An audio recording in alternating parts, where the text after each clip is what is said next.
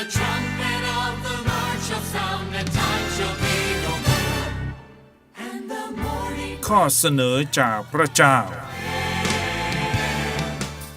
เราขอยินดีต้อนรับท่านเข้าสู่รายการข้อเสนอจากพระเจ้าโดยท่านอาจารย์จอห์นดาเนียล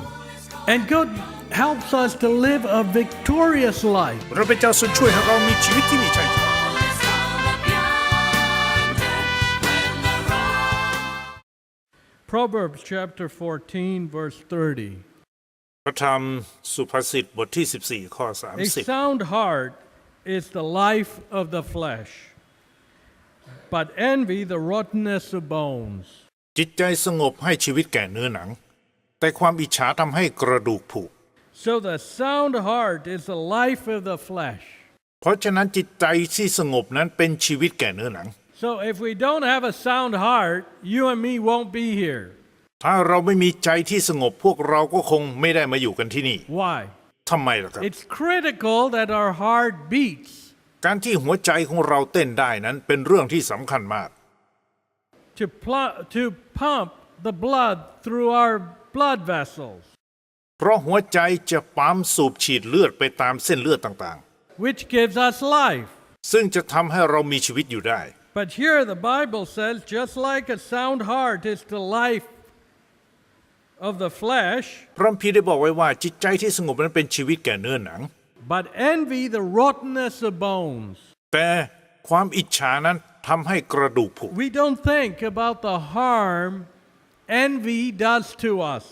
เราไม่เคยคิดเลยว่าความอิจฉานั้นจะให้ผลร้ายอะไรแก่เรา So here the Bible is comparing the importance of our physical well-being and the importance our heart plays. พระคัมภีร์ข้อนี้จึงได้พูดถึงการมีสุขภาพที่ดีและการมีจิตใจที่ดี And it's comparing what envy is. และเปรียบเทียบกับความอิจฉา Envy is the rottenness of bone. ความอิจฉานั้นทำให้กระดูกผุ You know, we're also concerned about cancer of the bone. พวกเราเองก็กลัวเรื่องโรคมะเร็งกระดูก But you don't need cancer. แต่คุณไม่จำเป็นต้องเป็นมะเร็ง If you have any envy in your heart, แต่ถ้าใจของคุณมีแค่ความอิจฉา you've got the rottenness of bones. Your bones aren't even solid. คุณก็จะทำให้กระดูกผุกระดูกนั้นจะไม่แข็งแรง What does envy go with? เพราะฉะนั้นความอิจฉาจะมาพร้อมกับอะไร Envy has a twin. ความอิจฉานั้นมันมีฝาแฝด Covetousness. นั่นคือความโลภ So when you have a covetous heart, เมื่อคุณมีจิตใจที่โลภ your bones will be rotten because you've got envy in your heart. กระดูกของคุณก็จะผุเพราะว่าคุณมีความอิจฉา Both go together. ทั้งสองอย่างนี้จะไปด้วยกัน Covetousness and envy. ความโลภและความอิจฉา When you covet something, เมื่อคุณโลภอะไรบาง you อย่าง can always look at people who have more than you. คุณก็จะมองหาคนที่มีมากกว่า You คุณ can covet what they have คุณก็โลภอยากมีเหมือนเขา and have envy and have the rottenness of bone. แล้วคุณก็มีความอิจฉาและก็มีโรคกระดูกผุ Or you can have the flip side. หรือคุณอาจจะมีอีกด้านหนึ่ง You can look at those who have less than you คือคุณจะมองคนที่มีน้อยกว่าคุณ and you despise them. แล้วคุณก็ดูถูกพวกเขา Isn't that a depiction of your heart and India? นั่นคือสภาพของจิตใจของคนในอินเดียไหม India's full of this. คนอินเดียเต็มไปด้วยคนที่มีนิสัยแบบนี้ Covetousness and envy. มีทั้งคนโลภและคนอิจฉา So envy is the rottenness of bones. เพราะฉะนั้นความอิจฉาทำให้กระดูกผุ Let's turn to 1 Samuel ให้เราเปิดไปยังพระธรรม1ซามูเอล and see chapter 18. เราดูในบทที่ The impact of envy. 18 ผลกระทบของความอิจฉา Envy is the rottenness of bones. ความอิจฉานั้นทำให้กระดูกผุ I told you envy and covetousness are twins. และผมได้บอกพี่น้องเลยว่าความโลภและความอิจฉานั้นเป็นฝาแฝด If กั you น have one, you have the other. ถ้าคุณมีอย่างหนึ่งอีกอย่างหนึ่งก็จะตาม Here มา we see เราจะเห็นในข้อ verse นี้ 6. ในข้อ And it came to pass as they came when David was returned from the slaughter of the Philistines, that the woman came out of the cities of Israel singing and dancing to meet King Saul, with timbrels, with joy, and with instruments of music. And the woman answered one another as they played and said, Saul has slain his thousands and David his 10,000. เมื่อพวกเขากำลังกลับเข้ามาดาวิดก็กลับจากการฆ่าคนฟิลิสเตียพวกผู้หญิงก็ออกมาจากเมืองทั้งหมดของอิสราเอลร้องเพลงและเต้นร่าเริงและด้วยเครื่องดนตรีและพวกผู้หญิงร้องรับเมื่อเต้นรำกันว่าซาอูลฆ่าคนนับพันแต่ดาวิดฆ่าคนเป็นหมื่น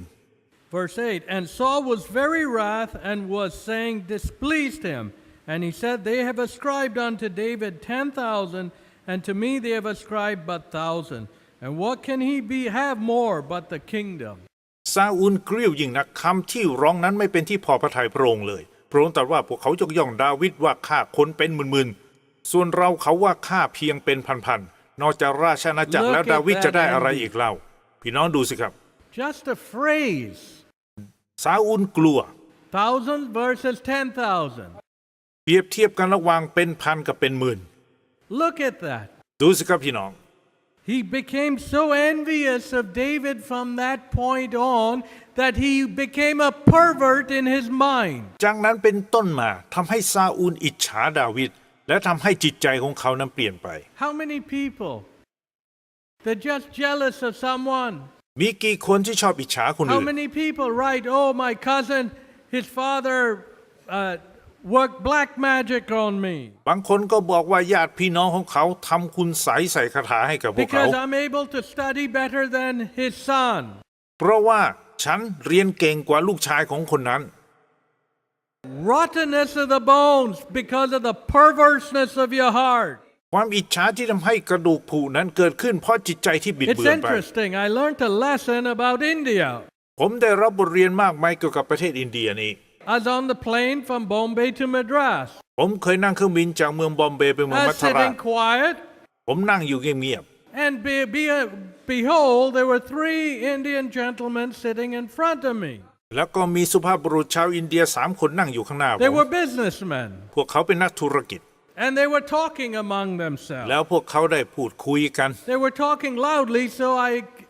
had to listen to them. เขาพูดเสียงดังจนผมจำเป็นต้องฟังเขา They were saying, พวกเขาต่างพูดกันว่า oh, the British did us very much good. พวกเขาบอกว่าชาวอังกฤษทำอย่างดีไว้เพื่อเรา They helped the country advance. พวกเขาทำให้ประเทศนั้นก้าวหน้า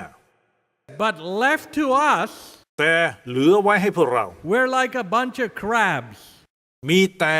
ปูเต็มไปหมด 3 men talking now. 3 คนที่พูดคุยกันในตอน We're นี้ like a bunch of crabs. พวกเขาบอกว่าเหลือเพียงแต่ปูเต็มไปหมด What do they mean? พวกเขาหมายความว่าอย่างไรครับ You put some crabs in a bucket. สมมุติว่าคุณเอาปูใส่ในตะกร้า They're trying to climb out. มันพยายามที่จะปีนออก The other crabs pull them down. ปูอีกตัวหนึ่งก็ดึงมันลงมา Right? ใช่ไหมครับ So they were describing India. เพราะฉะนั้นพวกเขากำลังบรรยายถึงประเทศอินเดีย 3 men from India, 3 Indian gentlemen. สุภาพบุรุษชาวอินเดียทั้ง3 ค I น was amazed at the truth they were speaking. ผมเองรู้สึกทึ่งในความจริงที่พวกเขาพูดออกมา Right? ใช่ไหมครับ What is that? มันหมายความว่าอย่างไร Nothing but covetousness. ไม่มีอะไรนอกจากความโลภ Nothing but envy. ไม่มีอะไรนอกจากความอิจฉา He has a scooter. โอ้คนนี้เขามีมอเตอร์ไซค์เหรอ God bless him. Let him have a scooter. พระเจ้าอวยพรพวกเขาทำให้เขามีรถจักรยาน Let ยน him ต์ have a brand new one. ขอให้เขามีรถจักรยานย I'll นต์ be คันใหม่ happy with my old cycle. แต่ผมเองผมก็จะพอใจกับจักรยานเก่าๆของผม Look, you don't have a mind like that. พวกเราไม่มีใจแบบนี้ That's เลย what God does when He converts you. นั่นคือสิ่งที่พระเจ้าทำงานที่ต้องการเปลี่ยนแปลง He คุณ changes your perverted heart. พระเจ้าทรงเปลี่ยนแปลงใจที่บิด So เบือน you ของพี่น้อง rejoice when God lifts your brother. คุณจะชื่นชมยินดีเมื่อพระเจ้าอวย Matter พ of รคนอื่น fact, จ God ริงๆแล้ว makes you a person who lifts people. พระเจ้าสร้างคุณให้เป็นคนที่จะให้ That's กำลัง what ใจคนอื่น Jesus did. นั่นคือสิ่งที่พระเยซูได้ He กระท came down from heaven ำพระองค์ได้เสด็จลงมาจากสวรรค์ down to earth ลงมาบน to โลกนี้ lift us out of our perverseness. เพื่อนำเราให้หลุดพ้นเอาจิตใจที่ผิดเพี้ยนเห And ล่า when นี้ He touches us, เมื่อพระองค์แตะต้องเรา He says, พระองค์ได้ตรัสว่า go ye into all the world and preach the gospel. จงออกไปประกาศข่าวประเสริฐทั่วโลก What does that mean? นั่นหมายความว่าอย่าง Go ไร lift your neighbor. ให้ออกไปช่วยเหลือเพื่อนบ้าน Pick him up out of the dunghill. ช่วยพวกเขาให้หลุดพ้นออกจากหลุมของขยะ So when you become a Christian, your whole attitude changes. เมื่อคุณเป็นคริสเตียนทัศนคติของคุณจะต้องเปลี่ยน So these rice Christians, they're no Christian at all. เพราะฉะนั้นคนที่เป็นคริสเตียนที่แท้จริงถึงมองเห็นว่าไม่มีคริสเตียนที่แท้จริงเลย The poor government thinks, oh, you're converting people. รัฐบาลคิดว่าคุณได้กลับใจใหม่เปลี่ยนใจใหม่ No, แล้ว that's not conversion. นั่นไม่ใช่การกลับใจที่ Where แท้จริง people turn to Christ for material benefit. หลายคนได้มาเป็นคริสเตียนเพราะอยากได้วัตถุสิ่งของอยากได้ทาน That sounds more like give me, not เหมือนกับว่าเอามาให้ฉันสิ let me give. ไม่ใช่การให้ Let me live. ไม่ใช่การใช้ชีวิตเพื่อคนอื่น So we bring a perverseness into Christianity. เรากลับนำสิ่งที่ไม่ดีเข้ามาสู่ในศาสนาคริสเตียน No wonder the government says, hey, this is all false stuff. มิน่าล่ะรัฐบาลถึงบอกว่าเหล่านี้เป็นสิ่งที่ใช้ไม่ได้ Yeah, if you turn to Christ for a bag of rice, ถ้าคุณมาเป็นคริสเตียนเพราะว่าอยากได้ข้าวสักกระสอบหนึ่ง you're a perverted Christian. คุณเป็นคริสเตียนที่มีจิตใจ No, ที่โลภ sorry, you're not a Christian. ต้องขอโทษนะครับอย่างนี้เรียกว่าคริสเตียนไม่ได้ Jesus came to lift us, to change our heart. พระเยซูมาเพื่อที่จะยกเราขึ้นเปลี่ยนแปลง And ใจ when เรา He lifts us, และเมื่อพระองค์ช่วยเราขึ้น the next thing we do สิ่งหนึ่งที่เราต้อง is we ทำต่อไป lift others. ก็คือช่วยเหลื We อคนอื่น lift our neighbor. ช่วยเหลือเพื่อนบ้านของเรา We tell them, hey, there's a better way. เราจะบอกพวกเขาว่าเรามีหนทางที่ดีกว่า Follow the Lord. ให้ติดตามพระเยซูคริสต์เจ้า Here we see Saul got envious at David. เราเห็นว่ากษัตริย์ซาอูลได้อิจฉาดาวิด What was David's sin? ดาวิดได้ทำบาปอะไรครับ What was the evil he did? ดาวิดได้ทำอะไรที่ชั่วบ้าง God helped him overcome the stalemate with Goliath. พระเจ้าได้ทรงช่วยให้เขาเอาชนะเหนือโกลิอัต So God used him to move the armies of God forward. พระเจ้าทรงใช้ดาวิดให้ขับเคลื่อนกองทัพ And ของ that พระเจ้า was enough to trigger Saul to envy และ David. นั่นเป็นเหตุทำให้ซาอูลอิจฉาดาวิด And then from that point on, และจากนั้นเป็นต้นมา Saul went downhill. ซาอูลก็เริ่มแย่ลงเรื่อย What happened? ๆ มีอะไรเกิดขึ้นครับ You know, when your bone isn't sound, เมื่อกระดูกของคุณผุ you can just be walking home and crack your bones. คุณก็จะเดินกลับบ้านแล้วอยู่ๆกระดูกก็หัก You disintegrate. คุณก็จะเตี้ยลงเตี้ยลง That's what happens when envy rules your heart. นั่นคือสิ่งที่เกิดขึ้นเมื่อใจของคุณเต็มไปด้วยความอิจฉา We'll turn to another family ให้เราดูอีกครอบ where ครัว we หนึ่ง see envy. ที่มีความอิจฉา Genesis chapter 37. ปฐมกาลบทที่ We see there was Joseph. 37 เรามีเรื่องราวของ He โจ was เซฟ 17 years old feeding the sheep. ตอนนั้นเขาเป็นคนเลี้ยงแกะอายุ 17 ปี Verse 3. พี่น้องดูข้อ Now Israel loved Joseph more than all his children because he was the son of his old age. He made him a coat of many colors. 3อิสราเอลรักโยเซฟมากกว่าบุตรชายทั้งหมดของท่านเพราะโยเซฟเกิดมาเมื่อท่านแก่แล้วบิดาทำเสื้อคลุมยาวมีแขน And ให้ when แก่ his โยเซฟ brethren saw that his father loved him more than all his brethren, they hated him and could not speak peaceably unto him. เมื่อพวกพี่ชายเห็นว่าบิดารักโยเซฟมากกว่าพวกเขาจึงเกลียดโยเซฟและพูดดีกับท่านไม่ได้ So why were the brothers envious of Joseph? ทำไมพวกพี่ชายถึงอิจฉาโยเซฟล่ะครับ Because of a coat. เพราะว่าเสื้อคลุม Clothes. เสื้อคลุมนะครับ Think of how wicked our minds can get.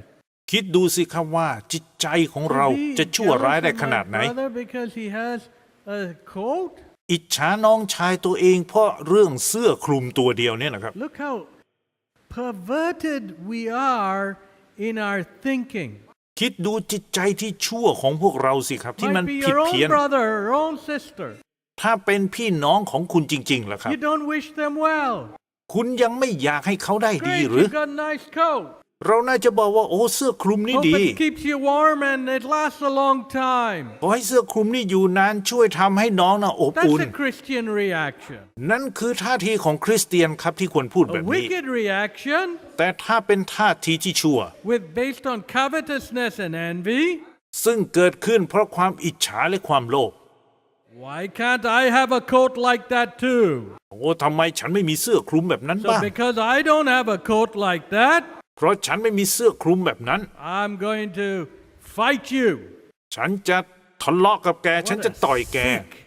นั่นเป็นสิ่งที่ attitude. ท่าทีที่แย่ที่สุด Whatever religion. ไม่ว่าในศาสนาไหนก็ตาม But when Christ touches us, แต่เมื่อพระคริสต์ทรงแตะต้องใน He ชีวิต gives ของเรา us goodwill to all men. พระเจ้าทรงให้เรามีใจปรารถนาที่ดีแก่มนุษย์ทุกคน What a transformation. นั่นเป็นการเปลี่ยนแปลงที่ So ยิ่งใหญ่ that is มาก what conversion is. นั่นคือการกลับใจ When ที่แท้จริง Jesus changes your heart. เมื่อพระเยซูทรงเปลี่ยนแปลงใจของคุณ You know, we all need that change. เราทุกคนต่างต้องการการเปลี่ยนแปลง The แบบ whole นั้น nation needs that ทั้ง change. ประเทศต้องการการเปลี่ยนแปลงแบบนี้ If the whole nation has that transformation which only Christ can do, ถ้าทั้งประเทศได้รับการเปลี่ยนแปลงแบบที่พระคริสต์ได้ทรงเปลี่ยนแปลง the whole country will be transformed. ทั้งประเทศก็จะรับการเปลี่ยนแปล You งไม่ won't เหมือนเดิม find a pothole in any of your streets. คุณก็จะไม่เจอถนนที่มีแต่หลุมแต่บ่อเลย Everything will be perfectly spick and span. ทุกสิ่งก็จะสมบูรณ์แบบตามที่ได้ระบุไว้ God will pour His blessing on the nation. พระเจ้าจะเทพระพรลงเหนือประเทศชาติ There'll be no country which will be able to compete. จะไม่มีประเทศไหนที่จะมาเทียบได้ But we don't want Christ. แต่เราไม่ต้องการพระ We คริสต์ want our envy and our rottenness of our bones. เราต้องการความอิจฉาและความกระดูกผุ How foolish can we get? เราช่างไม่ฉลาดเอาเสียเลย Here we see the brothers of Joseph envied him and could not speak peaceably unto him. เราจะเห็นในตอนนี้พวกพี่ชายโยเซฟอิจฉาโยเซฟจนไม่สามารถพูด Then ดีกับโย Joseph เซฟ got ได้ some dreams. และต่อมาโยเซฟได้มีความ He ฝัน told his brothers his dreams, แล้วก็เล่าความฝันให้พวกพี่ชายฟัง but they got even more mad. แต่ตอนนี้พี่ชายยิ่งโกรธหนัก Look at that. ดูสิครับ You can't just have either your heart is full of envy. ถ้าใจของคุณเต็มไปด้วยความอิจ It's ฉา not, oh, John, I have a little envy in my heart. เราอย่าพูดเลยว่าเรามีความอิจฉานิดหน่อยแค่นั้น No, if you have any amount of envy, ถ้าคุณมีความอิจฉาไม่แต่เพียงนิดเดียว it takes over your whole outlook. มันก็จะขยายออกจนควบคุม So พฤติ even กรรมของ a คุณ little brother comes up with these dreams, ถึงแม้ว่าน้องชายเข้ามาเล่าความฝันให้ฟัง one could listen and maybe you would listen to it, maybe laugh it off. ถ้าเป็นคนอื่นก็อาจจะแค่นั่งฟังแล้วก็หัวเราะ But these guys got envious of their little boy brother's dream. แต่พวกพี่ชายเหล่านี้กลับอิจฉาน้องชายอ Look ย่างมาก how small we get, เห็นไหมครับว่าเราจิตใจแคบมาแค่ไหน even within a family. แม้กระทั่งในครอบครัวตัวเอง That's not conversion. นั่นไม่ใช่การกลับ God ใจ gives us a broad, wide heart of love for all people. พระเจ้าได้ทรงประทานใจที่กว้างขวางที่จะรักคนอื่น That's a converted heart. นั่นคือใจที่ได้รับการ So กลับ what ใจ happened? แล้วมีอะไร What เกิด is ขึ้นหลัง the จากนั้น outcome of envy? ผลจากความอิจฉาคืออะไร Envy is the rottenness of bone. ความอิจฉาทำให้กระ So ดูก what ผุ happens? มีอะไรเกิดขึ้นครับ You have envy in your heart? ถ้าคุณมีความอิจฉาในใจของคุณ Who's the loser? ใครเป็นผู้แพ้ครับ You yourself. ตัวคุณเองนั่นแหละที่มีความอิจฉา The แพ้ envy eats like a worm eats your bones up, ความอิจฉาเป็นเหมือนหนอนที่กินกระดูกของคุณ such that your bones become rotten. แล้วอยู่ๆกระดูกของคุณก็จะผุ Here we see what happened. เรามาดูผลที่ This เกิดขึ้น envy built in their heart. ความอิจฉานั้นสะสมสร้างขึ้นในใจของพวกเขา Envy becomes hatred.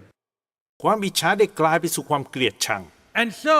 when they had the opportunity, และเมื่อพวกเขาสบโอกาส they set on their little brother Joseph. พวกเขาก็หาทางจัดการโยเซฟซึ่งเป็นน้องชายของพวกเขา And threw him into a pit. เอาโยเซฟนั้นโยนลงไปในบ่อ Then look at this covetousness and envy, right? พี่ Two. น้องดูใจอิจฉาและใจโลภนี้ What do we gain by throwing him into a pit? เขาก็พูดว่าโยนโยเซฟลงบ่อแล้วได้ We อะไร don't gain anything. เราไม่ได้กำไรไม่ได้ประโยชน์อะไรเลย Let's at least sell him. เอาแบบนี้สิขาย We'll get ขาย some โยเซฟสิอย่างน้อยเราก็ได้เงินกลับมา ดูสิครับพี่น้อง Envy and covetousness. เห็นไหมครับความอิจฉาและค So วาม they โลภ sold มา him ด้วย to กั the น Midianites. เพราะฉะนั้นเขาจึงขายโยเซฟให้ชาวมีเดียน They sold him to the Midianites. เขาขายโยเซฟให้กับ And ชาวมี off เดียน he went to Egypt. แล้วชาวมีเดียนก็เอาโยเซฟไปขายต่อในประเทศอี But ยิปต์ look how God turns things around. พี่น้องดูสิครับ แล้วพระเจ้ากลับให้สถานการณ์นั้นพลิก was a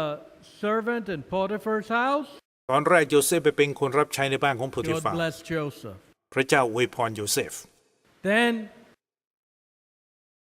he was sent to prison. ต่อมาโยเซฟถูกแกล้งจนถูกขังคุก God bless Joseph. พระเจ้าก็ยังอวยพรโยเซฟ The อยู่ jailer entrusted the whole prison to him. คนที่เป็นผู้คุมคุกมอบงานให้โยเซฟดูแลทั้ Then งหมดเล God ย made the way แล้วพระเจ้าทรง for เปิดหน Joseph ทาง to go stand before Pharaoh. โยเซฟได้มีโอกาสไปยืนต่อหน้าฟาโรห์ And he told Pharaoh the truth. และได้เล่าความจริงให้กับฟาโรห์ฟัง You know, when we have our truth in our heart, เมื่อเรามีความจริงอยู่ในใจของเรา wherever we go, we'll speak the truth. ไม่ว่าเราไปที่ไหนเราก็จะพูดแต่ความจริง And our whole understanding of a situation will be correct. และความเข้าใจของเราในสถานการณ์นั้นก็จะถูกต้อง There won't be any partiality. จะไม่มีการลำเอียง It'll be fair จะมีความยุติธรรม and honest. และมีความจริงใจ So what happened? มีอะไรเกิดขึ้นครับ Here Joseph